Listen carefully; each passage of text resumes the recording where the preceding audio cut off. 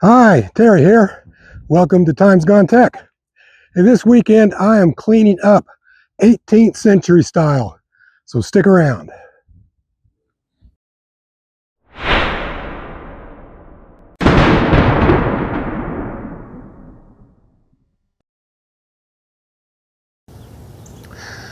To many of us, soap or its history may not seem like the most exciting and interesting of subjects, but most of us today would find life decidedly much more unpleasant without it.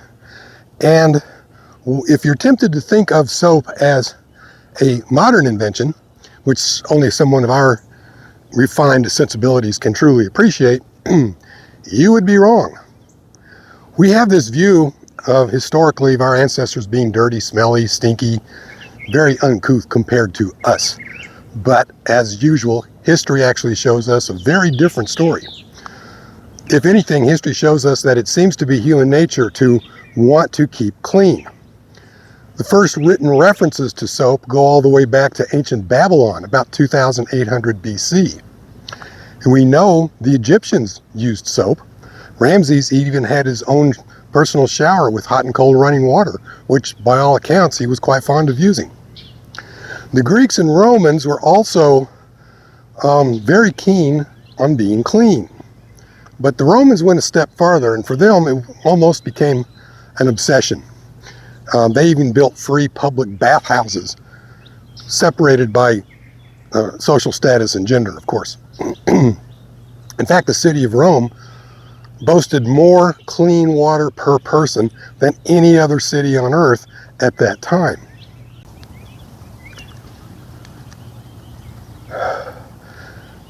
The Romans took their ideas of bathing and being clean everywhere they went throughout the empire, from North Africa to Scotland and from the western tip of Spain all the way into Germania. But they didn't use soap. In fact, when the Romans first heard about Germans using soap in Germania, the Romans criticized it as being downright uncivilized. The Romans were far too sophisticated to let anything as primitive as soap touch their refined skin. So what they would do instead is they would take some olive oil and they would rub it onto their skin. Actually, they'd have a slave do it for them, but you just can't get good slaves these days for some reason. Then they would take a tool like this called a strigil, and they would scrape it off. And if you had enough of it, they would collect it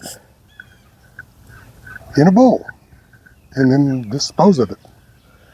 The idea was that the oil would open up the pores, and then when it was scraped off, it would take all of the sweat, grime, and dirt of the day's activities with it. The leftover oil used by gladiators was considered a potent aphrodisiac. And if the gladiator had won a particularly bloody competition that day, his leftover oil and sweat could sell for quite a tidy sum of money. Mine not so much, maybe. When the Romans were finally pushed out of Western Europe back into the Italian peninsula by the Germans from Germania, the Germans didn't just come in and destroy everything Roman. The movies got that entirely wrong. There was no great shout of freedom heard around the world. In fact, Rome never actually fell. It just, more like it just kind of faded away over a couple of 100 years period of time. One historian even called it faded away through a series of social and political changes. I think that kind of sums it up. But anyway, the Germans, they really dug that high-tech Roman stuff. They loved the bathhouses. Remember, these guys used soap. They liked being clean. These guys had antler combs for combing their hair and their beards. They had special tools for scooping earwax out. They had tweezers for plucking their eyebrows. These guys liked looking good. So they took over the bathhouses, bathhouse estate.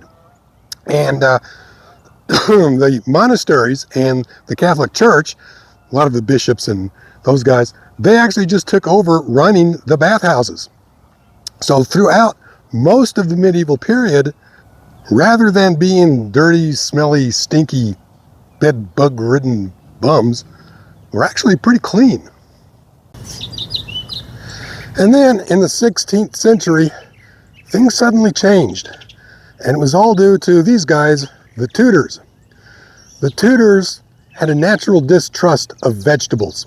I mean, after all, vegetables grew in the earth and pigs rooted in the earth. So anything that grew in the earth may be fit for pigs, but it couldn't be fit for humans, right? So the Tudors ate a lot of meat. A lot of meat. And they drank a lot of wine and ale. A lot of wine and ale.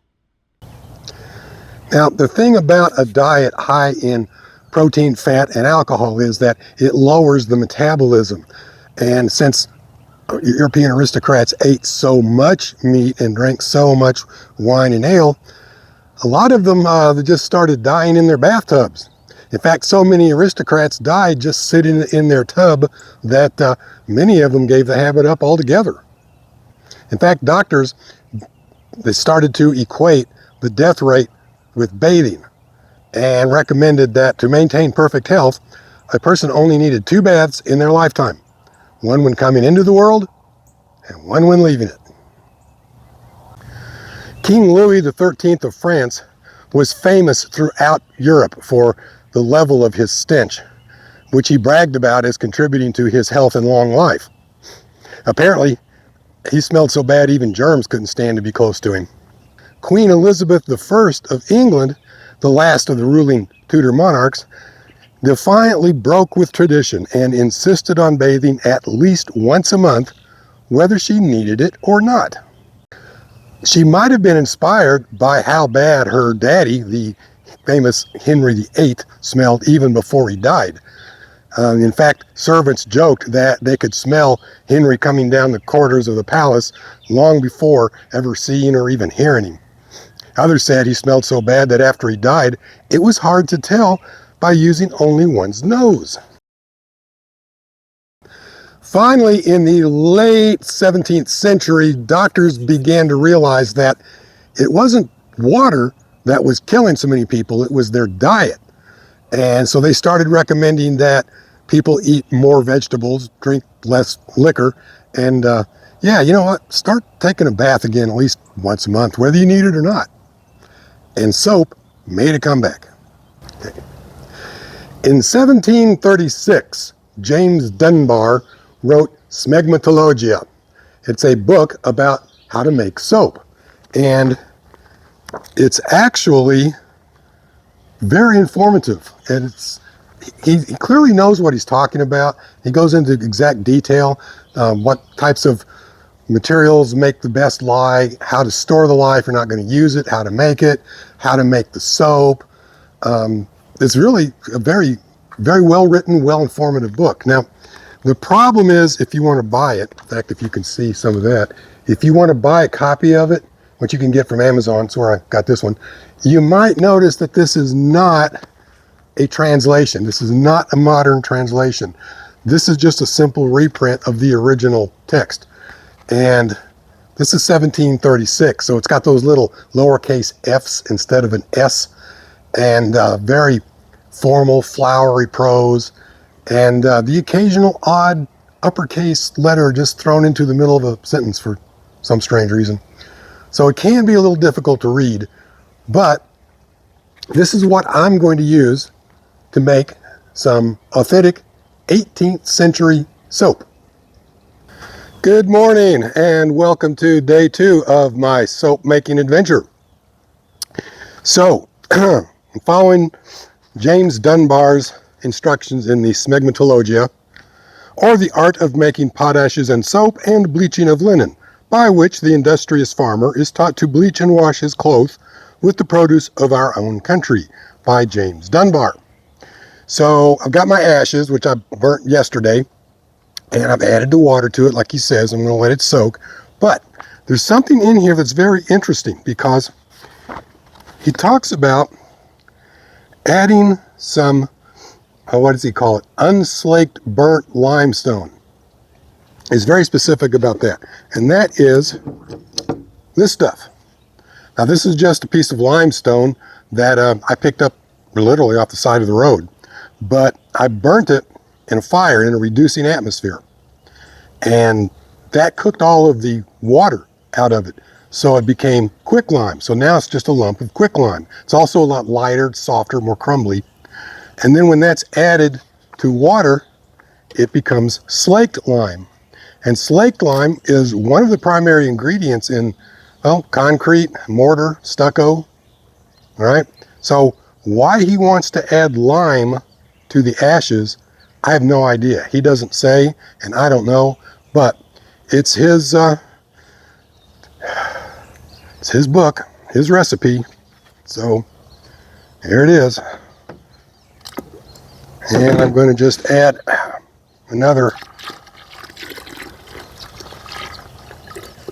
pitcher of water here. This will be 3 gallons total, which should be more than enough for my little experiment. And there. Now we just let it soak for 4 hours. I'll be back. Hey, I'm back. It is now noon, day 2 of my 18th century soap making extravaganza here. And I've got my water draining off over here to the side. It's draining out pretty slow though. That's going to take a while. And I wanted to make sure that it's strong enough to use. So James Dunbar in the Smegmatalogia, he has a test to do. And he doesn't talk about pH or, litmus paper or anything like that. It's really very simple. It's just called the egg test.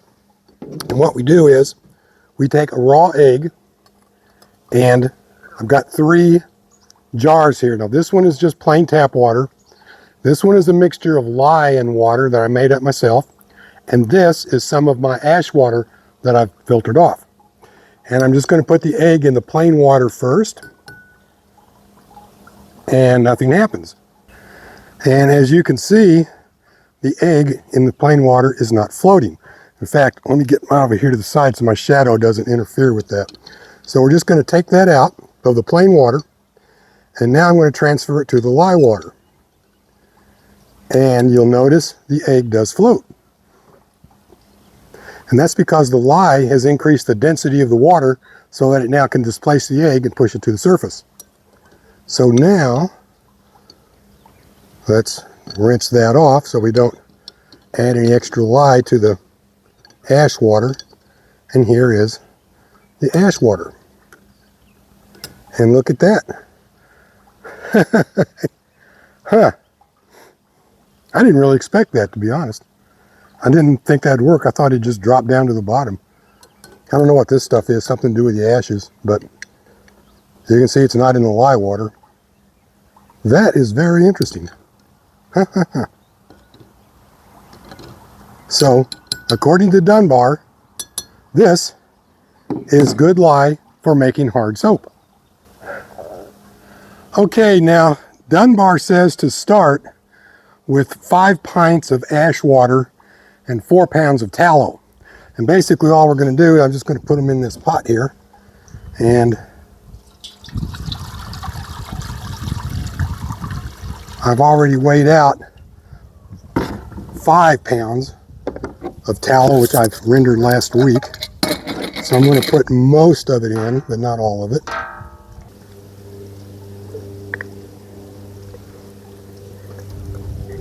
It's going to make a lot of soap. And that's about 4 pounds. So, let me get this plugged in and get it started heating up. Okay, that's turned on high. And until that starts boiling, I'm going to just cover it. And that's it. I bring it to a boil, and then I let it simmer uncovered for 4 hours. So, see you in another 4 hours. I'll be back. Okay, I need to make a correction here. I said that the reaction of these 2 chemicals, the lye and the fat mixing together, produces hydrogen gas. No, that's only if you use an aluminum pot. So you definitely do not want to use aluminum. You want to do this outside because it does release some fumes. I mean, you are cooking the lye after all. But if you use an aluminum pot, it will produce hydrogen gas, which is flammable, and the aluminum can also contaminate the soap. So either cast iron, or in this case, stainless steel is the way you want to go.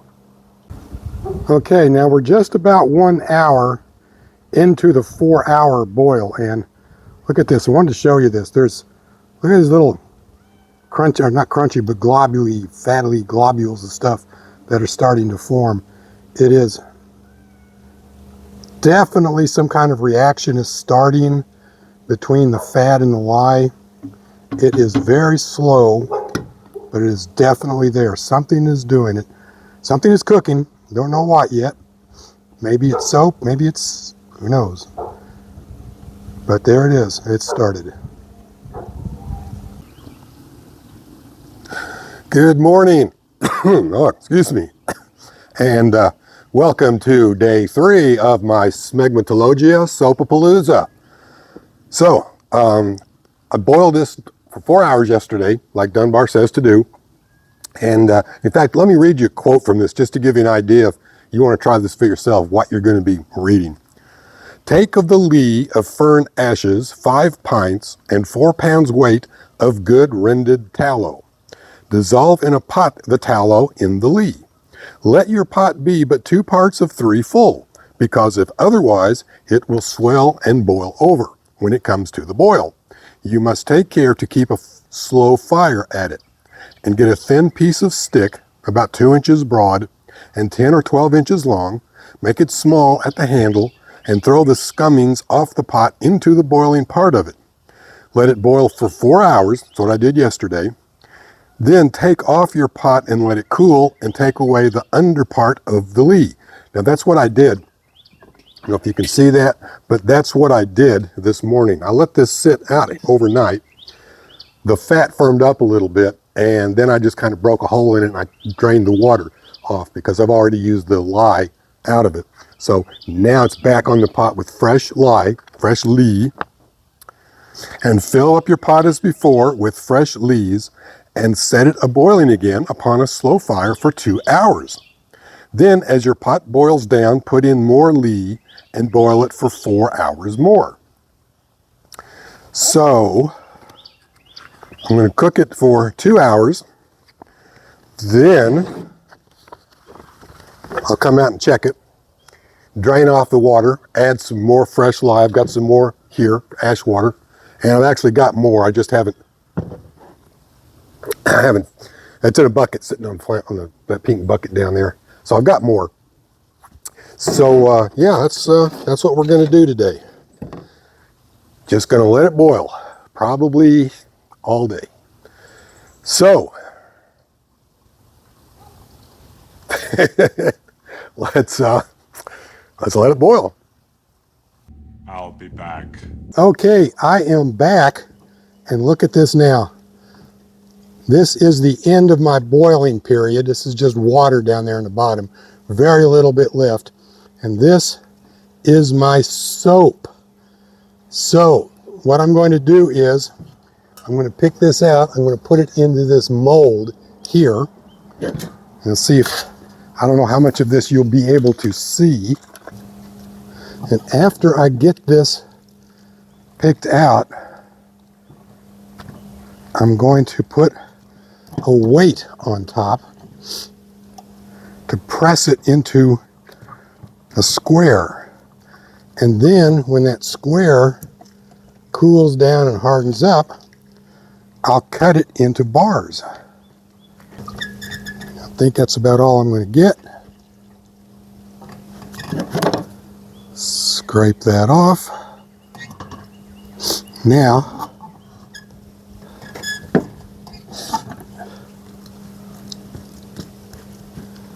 press that down in there.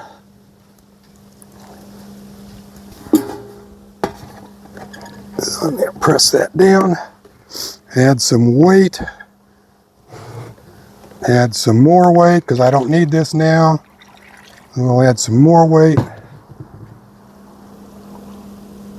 And we'll let that sit and harden up. And that is my soap. Or is it? Let's scoot this off to the side. Let's remove this. And let's try a little experiment. So, I want to try a little experiment. I want to find out if what I've made is actually soap. So what I've done is, earlier, I picked off a piece, scooped out a little piece of that stuffed congealed junk that was floating around in it. I squeezed it, I rinsed it in hot water several times, then cold water, get all the excess fat and any lye that might be in there out. Let it cool down. As you can see, it's nice and white, like Dunbar says it should be. It's white soap. Or is it soap? Well, soap works by breaking down fat and oil. So let's take a little olive oil on my hands and let's see if it works.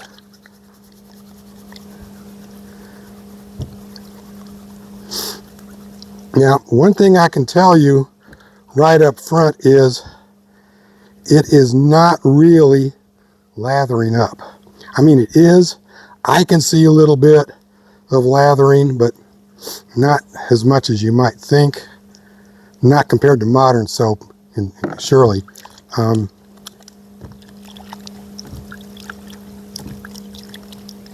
of course, water will not wash away oil. And actually, it seems to have worked.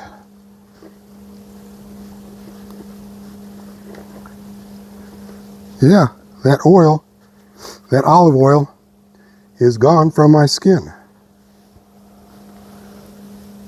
And that smells really, really good.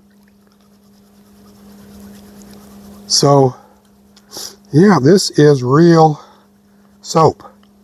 It's not like modern soap. It's not lathery. It's not soapy. You know, it's soap, but it's the way it was intended to be. It's the soap that kept people clean since the ancient Babylonians 2,800 years ago. That's amazing. All that oil is gone from my skin.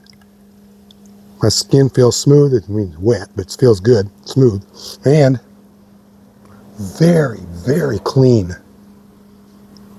I mean, the only words that I could use to describe it are words like organic, natural. You know, think of an open woodland pasture type area right after a really hard mid-spring rain. Yeah. Oh yeah. Oh yeah, that is good.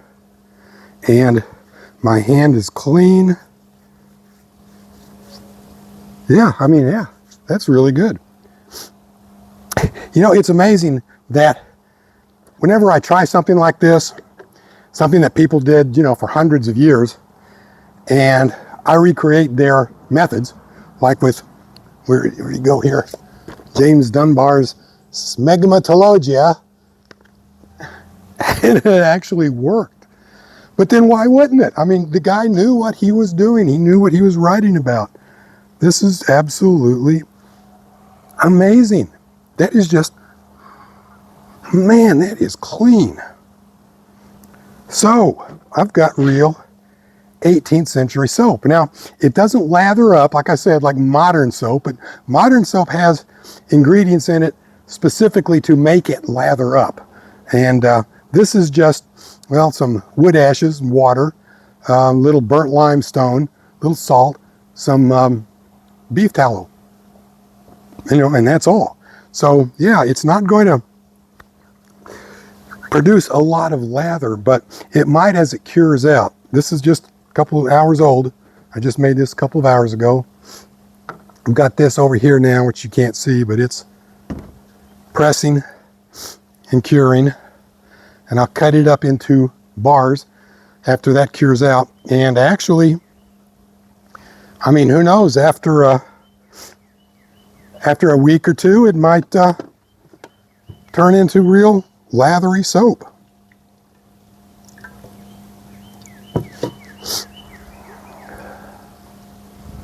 We put this over here and let that cure out and try it. Now I know what you're all thinking. You're all wanting to see me wash my face with my own soap that I made from Smegmatalogia. And, you know, I might still do that, but let's see what happens to the skin on my hands first, right? I mean, yeah, I understand. It's only hot grease and lye. I mean, what's the worst that could happen, huh?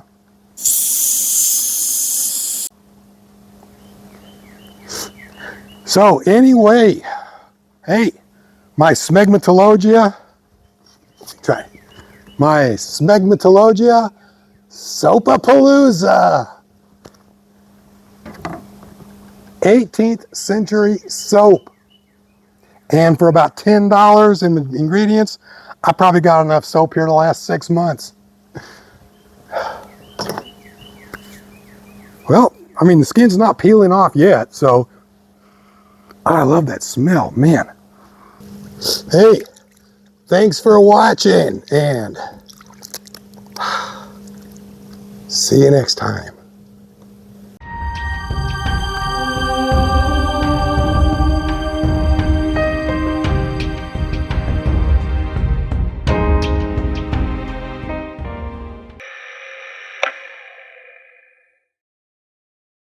I'll be back.